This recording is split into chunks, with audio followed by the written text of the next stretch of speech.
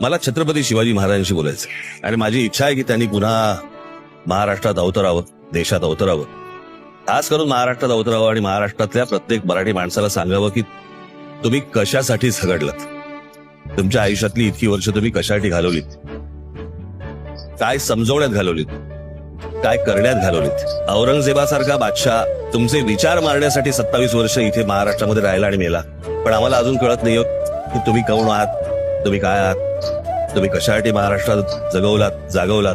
आणि अजूनही आम्हाला समजत नाही. आम्ही फक्त तुमच्या पुण्यतिथी आणि जयंत्या साजऱ्या करतोय, पण तुम्ही कोण आहात हे आम्हाला अजूनपर्यंत समजलेलं नाही.